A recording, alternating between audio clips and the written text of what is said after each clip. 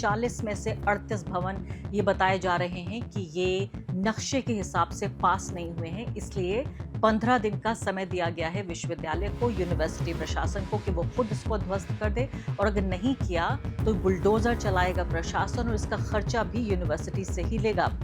देखिए, आदेश पारित करने के उपरांत नियमानुसार 15 दिन का समय संस्था को दिया जाता है कि इस अवैध निर्माण को वे स्वयं से हटा लें, और ऐसा ना होने की दिशा में आरडीए द्वारा स्वयं कार्रवाई करते हुए इस अवैध निर्माण को हटाया जाएगा। तो आजम खां के जरिए स्थापित की गई यूनिवर्सिटी में इंजीनियरिंग, मेडिकल, कानून, शिक्षा, कृषि और कई तरह के विषयों की पढ़ाई होती है और हजारों छात्र यहाँ पर पढ़ते हैं। इसके अलावा ये 15 दिन के अंदर मैं तो सोचती हूँ और गुहार लगाती हूँ इस देश की अदालतों से, तो कुछ तो कीजिए। आपका जो काम है कम से कम उतना तो करने की कोशिश कीजिए। नमस्कार, स्वागत है आपका इस खास कार्यक्रम में। मैं हूँ आरफा खानम शेरवानी। उत्तर प्रदेश में आजम खां, जी हाँ, समाजवादी पार्टी के सबसे कद्दावर नेताओं में से एक और संस्थापकों में से एक तरह से देखा जाए तो वो मुलायम सिंह की ही पीढ़ी के, उन्हीं के काउंटर पार्ट माने जाते हैं। भारत के राजनीतिक इतिहास और राजनीतिक नक्शे पर आजम खां की जो जगह है वो बहुत ही कम ऐसे पॉलिटिशियंस हैं जिनकी होगी, लेकिन ऐसा लगता है कि उनकी सज़ा कई अलग अलग मुहानों पर चल रही है। अदालत, जेल और सरकार, इन सब को मिलाकर न जाने कब पूरी होगी आजम खान की सज़ा। इस वक्त देखिए आप, आज तक की ये हेडलाइन आपकी स्क्रीन पर यहाँ पर नज़र आ रही है, लिखा है यूपी की वो यूनिवर्सिटी जिसकी नींव रखने 52 मंत्रियों के साथ पहुंचे थे मुख्यमंत्री, अब 38 भवनों पर चलेगा बुलडोज़र। जी हाँ, एक वक्त ऐसा होता था कि आजम खां की तूती बोलती थी और आजम खां के इशारों पर उत्तर प्रदेश की राजनीति एक तरह से चलती थी। और अब ये देखिए कि जो ये नया एडमिनिस्ट्रेशन है, नया प्रशासन है, वो किस तरह से न सिर्फ कि आजम खां, उनके परिवार, उनके वोट डालने वाले लोग, उनका शहर, बल्कि उनके ज़रिए बनाई गई यूनिवर्सिटी को तबाह व बर्बाद करने पर तुली हुई है। लगातार हम कई सालों से सुन रहे हैं कि इस यूनिवर्सिटी पर विवाद चल रहा है। अब इसके बाद आप सोचिए कि एक यूनिवर्सिटी पर बुलडोज़र चलाया जा रहा है और बहाने क्या बनाए जा रहे हैं। मुझे लगता है कि इस देश में अदालतें और जज, यानी जो नेता कर रहे हैं वो तो कर रहे हैं, लेकिन अदालतें और जज भी ऐसा लगता है न जाने क्या खाकर सो गए हैं। इस वक्त क्या ऑब्जेक्शन है? ये ऑब्जेक्शन आप ये देखिए कि फ़िलहाल आज तक की रिपोर्ट मैं पूरी कर देती हूँ। वो ये कह रहे हैं कि विश्वविद्यालय की नींव रखने के लिए उस वक्त मुलायम सिंह यादव मुख्यमंत्री थे और 52 मंत्रियों के साथ रामपुर पहुंचे थे। आज यूनिवर्सिटी में 48, यानी कोई छोटा मोटा कॉलेज नहीं है, आजम खां का घर नहीं है, आजम खां की कोई दुकान या दफ्तर नहीं है, ये यूनिवर्सिटी है। यहाँ कई हज़ार छात्र पढ़ते हैं। उनकी तकदीर का क्या फ़ैसला होगा, क्या कुछ किया जाएगा? 40 में से 38 भवन ये बताए जा रहे हैं कि ये नक्शे के हिसाब से पास नहीं हुए हैं। इसलिए 15 दिन का समय दिया गया है विश्वविद्यालय को, यूनिवर्सिटी प्रशासन को कि वो खुद इसको ध्वस्त कर दे, और अगर नहीं किया तो बुलडोज़र चलाएगा प्रशासन और इसका खर्चा भी यूनिवर्सिटी से ही लेगा।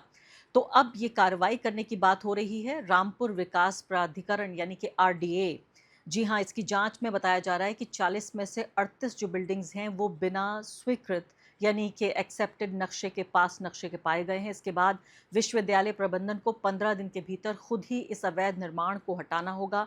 अगर ऐसा नहीं किया तो बुलडोज़र की कार्रवाई होगी। बुलडोज़र ही ऐसा है, यानी कि विध्वंस, निर्माण नहीं विध्वंस। मैं हमेशा से कहती रही हूँ कि संघ की ये आइडियोलॉजी जो है, ये सिर्फ मंदिर मस्जिद की बात नहीं है। ये बाबरी मस्जिद से शुरू ज़रूर हुई होगी लेकिन ख़त्म उस पर नहीं हुई है।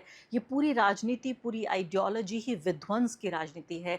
यहाँ भी विध्वंस हो रहा है। और सबसे पहला सवाल तो मैं ये भी पूछती हूँ कि मुझे ये बताइए कि पिछले 12 साल में नरेंद्र मोदी के राज में, केंद्र में, राज्यों में, अब तो बेशतर जगहों पे 80% जो भौगोलिक क्षेत्र है उस पर कब्जा है भाजपा आरएसएस का। मुझे एक यूनिवर्सिटी, एक कॉलेज, एक स्कूल आप ऐसा बता दीजिए जो पहले से बेहतर, जो नेहरू या मनमोहन सिंह या राजीव गांधी या कोई भी कांग्रेस पार्टी की सरकारें रही हों उनसे बेहतर या उनके जैसी कोई यूनिवर्सिटी बनाई हो जिसका देश में भी नाम हो। विदेश तो भूल जाइए, हार्वर्ड, ऑक्सफर्ड, कैम्ब्रिज, स्टैनफोर्ड, ये तो आप भूल जाएं।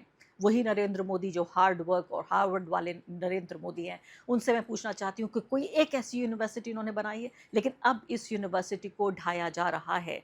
इसमें यहाँ पर इमरान प्रतापगढ़ी कह रहे हैं, जो कांग्रेस पार्टी के राज्यसभा से सांसद हैं, वो कह रहे हैं कि जब जौहर यूनिवर्सिटी का निर्माण हो रहा था तब वो क्षेत्र रामपुर डेवलपमेंट अथॉरिटी के दायरे में आया था क्या? ये सवाल पूछ रहे हैं। बाद में प्राधिकरण ने अपना दायरा बढ़ा कर लिया और अब रामपुर डीएम ये कह रहे हैं कि जौहर यूनिवर्सिटी का नक्शा पास नहीं पास है तो गिराने का आदेश पारित कर दिया है। आगे कहते हैं इमरान प्रतापगढ़ी, वैसे नक्शा तो इस देश की किसी यूनिवर्सिटी के पास नहीं है, क्या सारे विश्वविद्यालयों पर बुलडोजर चला देंगे? नक्शा तो इस देश के ज्यादातर डीएम ऑफिस का भी पास नहीं होगा, तो क्या सबको जमींदोज कर दिया जाएगा?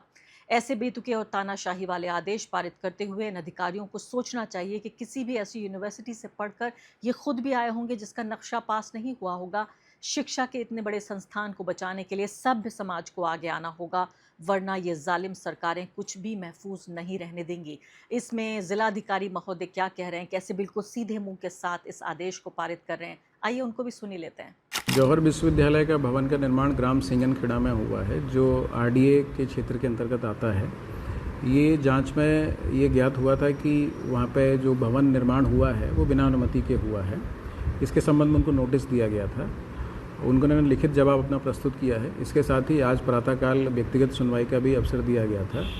सारी कार्रवाई संपन्न होने के बाद ये तथ्य प्रकाश में आया है कि जौहर यूनिवर्सिटी में 40 भवनों का निर्माण किया गया था, जिसमें से मात्र 2 ही भवन ऐसे हैं जिनका मानचित्र स्वीकृत है।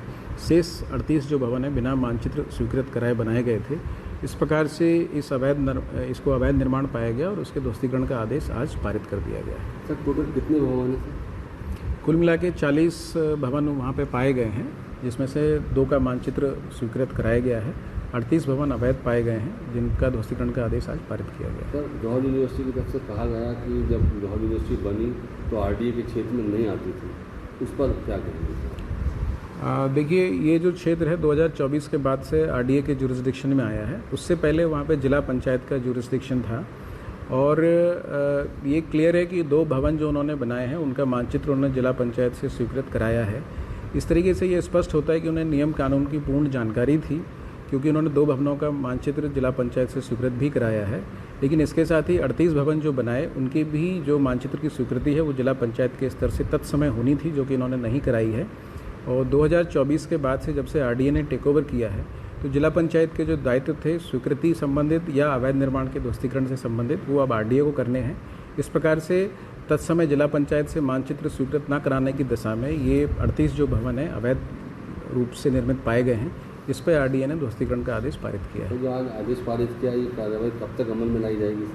देखिए, आदेश पारित करने के उपरांत नियमानुसार 15 दिन का समय संस्था को दिया जाता है कि इस अवैध निर्माण को वे स्वयं से हटा लें, और ऐसा ना होने की दिशा में आरडीए द्वारा स्वयं कार्रवाई करते हुए इस अवैध निर्माण को हटाया जाएगा। जी हाँ, तो यूनिवर्सिटी ने अपनी तरफ से जो सफाई भेजी थी उस सब से भी इनकार कर दिया गया। आजम खां फिलहाल जेल में हैं, उनके परिवार के कई सदस्य भी इससे पहले भी जेल जा चुके हैं। पूरे परिवार को तबाह किया जा चुका है। उनका राजनीतिक भविष्य तो आप दूर की बात है कि उनकी जो स्वास्थ्य है, उनकी ज़िंदगी है, उस तक पे बनाई है, और अब उनके ज़रिए बनाया गया ये विश्वविद्यालय। आजम खां उन बहुत ही कम नेताओं में से एक हैं जिन्होंने छोटे स्तर से शुरुआत करके और बड़े स्तर तक पहुँचे, राष्ट्रीय स्तर तक उनकी राजनीति की तूती बोली है। आज़म खां अलीगढ़ मुस्लिम यूनिवर्सिटी से पढ़ाई उन्होंने की है, और उनके बोलने की जो कला थी, जिस तरह के वो वक्ता थे, उसको देखते हुए जो 2 लोग अलीगढ़ मुस्लिम यूनिवर्सिटी से इंदिरा गांधी के दौर में जिनको राष्ट्रीय राजनीति में लाया गया था, उनमें आज़म खां भी एक माने जाते हैं। जब आज़म खां बोलते हैं तो ठहर के लोग सुनते हैं। आज़म खां के जो बोलने का अंदाज़ है, उनका जो स्टाइल है, वो इतना बेहतरीन है कि शायद अगर वो यूनिवर्सिटी उन्होंने खोल ली होती पब्लिक स्पीकिंग में, तो वो और भी ज़्यादा बेहतरीन तरीके से काम करती, क्योंकि मैं उनको मानती हूँ देश के सबसे बेहतरीन, अगर 5 भारत के राजनीतिक इतिहास में अगर वो लोग रहे हैं जो राजनीति को समझते हैं, जिनकी पकड़ है जो राजनीति है उस पर, यानी कि ग्रास रूट्स जो पॉलिटिक्स है, ज़मीनी धरातल की राजनीति, और सबसे ज़्यादा जो उनके बोलने की कला है, बेहतरीन तरीके से भाषण देते हैं। अब इसको देखें फ़िलहाल कि 15 दिन के भीतर तो इसको हटा दिया जाएगा पूरी की पूरी यूनिवर्सिटी को। अब यहाँ पर ये फैसला करना मुश्किल है कि ये सज़ा आज़म खां को दी जा रही है या मुस्लिम समुदाय के उत्तर प्रदेश को देने की कोशिश हो रही है, या उन छात्रों को देने की कोशिश हो रही है जिनका भविष्य तो ये था कि वो तथाकथित रूप से जो संघी विचारधारा के हिसाब से कि वो पंक्चर बनाते, लेकिन उन्होंने सपना ये देखा कि वो मॉडर्न यूनिवर्सिटीज़ में पढ़ेंगे, वो डिग्रियां हासिल करेंगे, और उसके बाद भारत के भविष्य में उनका एक योगदान होगा, एक जगह होगा। लेकिन इस सब को पीछे हटाकर आप देखिए कई हज़ार छात्र, अगर आप इंटरनेट पर जाएं, इस यूनिवर्सिटी के बारे में पढ़ने की कोशिश करें, तो आज़म खां के ज़रिए स्थापित की गई यूनिवर्सिटी में इंजीनियरिंग, मेडिकल, कानून, शिक्षा, कृषि और कई तरह के विषयों की पढ़ाई होती है, और हज़ारों छात्र यहाँ पर पढ़ते हैं। इसके अलावा ये 15 दिन के अंदर आप, मैं तो सोचती हूँ और गुहार लगाती हूँ इस देश की अदालतों से, तो कुछ तो कीजिए। आपका जो काम है कम से कम उतना तो करने की कोशिश कीजिए। प्रशासन कह रहा है कि निर्माण बिना अनुमति के बनाया गया है, नक्शा पास नहीं है, और जाहिर है पूरे तौर पर ये तो कहा ही जा रहा है कि ये पूरे तरीके से कानून की आड़ में आज़म खां से बदला लेने की कोशिश की जा रही है। और इसके अलावा सबसे बड़ी बात तो ये है, मैं तो ये भी कहती हूँ कि अगर आपको लगता है कि आज़म खां की ये प्राइवेट यूनिवर्सिटी है, इनकी कोई बपौती थी, उनका कोई ख़ानदानी ये काम था, तो ये भी कर सकता है उत्तर प्रदेश की सरकार और एडमिनिस्ट्रेशन की, उसको अपने अधिकार क्षेत्र में ले लीजिए। कम से कम इतना तो रहम कीजिए, कम से कम इतना तो तरस खाइए कि ये पूरे के पूरे विश्वविद्यालय को आप ढा देंगे सिर्फ इसलिए क्योंकि आपको एक इंसान पसंद नहीं है और आप कानून की आड़ में ये सब करने की कोशिश कर रहे हैं। मैं तो कहती हूँ कि आज़म खां से उनका सपना छीन लीजिए, तोड़ दीजिए इस सपने को, लेकिन इमारतें तो रहने दीजिए, उन बच्चों का भविष्य तो सुरक्षित कीजिए, इसे अपने अधिकार क्षेत्र में रहने दीजिए, लेकिन यूनिवर्सिटी तो बरकरार रखिए। ये किस तरह का फैसला है, ये किस तरह का कदम है जो उठाने जा रहे हैं? अभी तक मुसलमानों के घर, दुकान, बाज़ार ये सब ढाए जा रहे थे और मस्जिदें, मज़ार, दरगाहें ढाई जा रही थी। अब यूनिवर्सिटीज़ तक बात आ गई है। इस बात को इस तरह से देखिए, कितना दिल जो है मसोस के एक तरह से आदमी रह जाता है कि किस तरह के देश में, किस तरह के निज़ाम में, किस तरह के इंतज़ाम में इस वक्त हम यहाँ पर रह रहे हैं। तो 15 दिन बाद क्या होगा ये तो देखने वाली बात है। कई हज़ार छात्र यहाँ पर पढ़ते हैं और इसके अलावा जो आसिम वक़ार हैं, MIM के नेता, वो ये कह रहे हैं कि विश्वविद्यालय पर सिर्फ इसलिए कार्रवाई हो रही है क्योंकि उसके साथ आज़म खान साहब का नाम जुड़ा हुआ है। सरकार अगर चाहे तो कंपाउंडिंग जमा करा के नक्शा पास किया जा सकता है। गिराने से बेहतर है सरकार यूनिवर्सिटी को अपने अधीन लेकर, वही बात जो मैं कह रही थी, संचालित कर सकती है, वरना नक्शा तो उत्तर प्रदेश में हज़ारों जो मल्टी स्टोरी बिल्डिंग्स हैं जो इस वक्त खड़ी हुई हैं उनका नहीं है। और ये सिर्फ उत्तर प्रदेश की बात नहीं है, पूरे देश की यही हालत है, सिर्फ उत्तर प्रदेश की बात नहीं है। आसिम वक़ार की पूरी बात सुन लेते हैं। मौलाना मोहम्मद अली जौहर विश्वविद्यालय पर जो ध्वस्तीकरण की कार्यवाही का ऐलान किया गया है वो सिर्फ इसलिए ध्वस्त किया जा रहा है कि वो आज़म खान ने बनाया है। आज़म खान साहब की ज़ाती नफरत की वजह से उनके द्वारा बनाई गई मौलाना मोहम्मद अली जौहर यूनिवर्सिटी के 38 इमारतों को यह कहकर ध्वस्त किया जा रहा है कि उनके नक्शे पास नहीं हैं। नक्शे तो उत्तर प्रदेश में 90% उन बिल्डिंगों के भी नहीं पास हैं जो 2500, 3000, 4000, 5000, 6000 स्क्वायर फीट पर मल्टी स्टोरी खड़ी कर दी गई, 6-6 फ्लोर, 5-5 फ्लोर, 4-4 फ्लोर, उनके भी नक्शे पास नहीं है। तो क्या उनको ध्वस्त किया जाएगा? जब उत्तर प्रदेश में कानून ही नहीं है 3000 स्क्वायर फीट पर 5 फ्लोर बनाने का, 4000 स्क्वायर फीट पर 6 फ्लोर बनाने का, 6000 स्क्वायर फीट पर 7 फ्लोर बनाने का, जब कानूनी नहीं है तो बनी कैसे? और बनी है तो अधिकारियों की देखरेख में बनी है। तो जब वो बिना नक्शे के लाखों बिल्डिंग बन सकती हैं, तो अगर मौलाना मोहम्मद अली जौहर यूनिवर्सिटी के 38 इमारतें बन गई हैं तो उसमें प्रॉब्लम नहीं है। आप कंपाउंडिंग लेकर उसको रेगुलराइज कर दीजिए, उसका नक्शा पास कर दीजिए। भाई ये किसी निजी बिल्डिंग का या निजी निवास का या किसी घर का मामला नहीं है, ये विश्वविद्यालय का मामला है और विश्वविद्यालय बहुत मुश्किल से बनते हैं। विश्वविद्यालयों में बच्चों का भविष्य होता है। मुझे लगता है कि 3 से 4 हजार बच्चे वहां पढ़ रहे हैं। उनके कैरियर का क्या है, उनके एकेडमिक उसका क्या है ईयर का। और DM साहब ऐलान कर रहे हैं बैठकर बड़े जोरदार आवाज में कि 40 में से 38 इमारतें अवैध हैं, उनके नक्शे पास नहीं हैं, सिर्फ 2 के पास हैं, इसलिए उनको 15 दिन का वक्त दिया जा रहा है, ध्वस्त किया जाएगा। मुझे लगता है कि अगर DM साहब से ये पूछ लिया जाए कि जिस ऑफिस में आप बैठते हैं या जिस घर में रहते हैं उसका नक्शा पास है, तो बता नहीं पाएंगे। लखनऊ में और बाकी जगह पर जो अवैध बिल्डर्स हैं उन्होंने न जाने कितनी घनी आबादियों में चुपचाप अवैध तरीके से बेसमेंट खोद दिए हैं।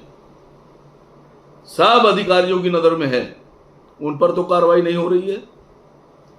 तो विश्वविद्यालय पर कार्रवाई इसलिए हो रही है मौलाना मोहम्मद अली जौहर विश्वविद्यालय पर कि वो विश्वविद्यालय आज़म खां से जुड़ा हुआ है, उनके नाम से जुड़ा हुआ है। मैं योगी जी से गुजारिश करता हूं कि ध्वस्तीकरण से बेहतर है कि उस विश्वविद्यालय के जो 38 इमारतें हैं उनका नक्शा कंपाउंडिंग लेकर पास कर दीजिए और सरकार उसको अपने अधीन करके चला ले। आप आजम साहब से बात कीजिए, लेकिन किसी भी बेहतर मुख्यमंत्री को ये कार्य नहीं करना चाहिए।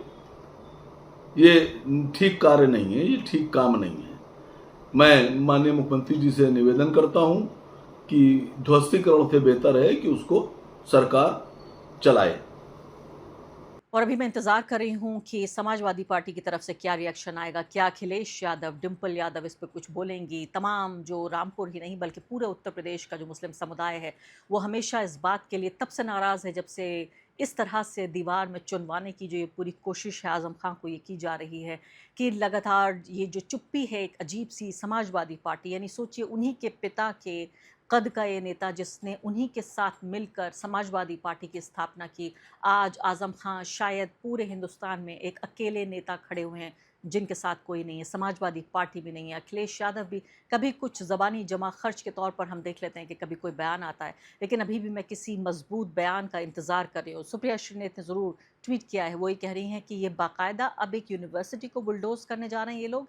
इस तरह से क्या बदला लेती हैं बीजेपी की संघी इलिटरेट का नाम दे रही हैं वो संघी ब्रिगेड, और वो शिक्षा और जो लोग हैं हमारे जो युवा हैं उनके भविष्य के बारे में उनको कोई परवाह नहीं है।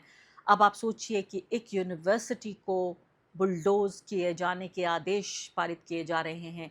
एक पल के लिए रुकिए और सोचिए। मैं भी यही कहना चाहती हूँ कि आप किसी भी विचारधारा के हो सकते हैं, किसी भी पॉलिटिकल पार्टी के वोटर हो सकते हैं, लेकिन एक पल के लिए ज़रा थम जाइए और सोचिए कि आपका वोट किस तरह इस्तेमाल हो रहा है और आप जिस राजनीति को अप्रूव कर रहे हैं, जिसको होने की इजाज़त दे रहे हैं, वो राजनीति हमारे विश्वविद्यालयों के साथ, हमारी शिक्षा के साथ और हमारे युवाओं के साथ आखिर क्या कर रही है।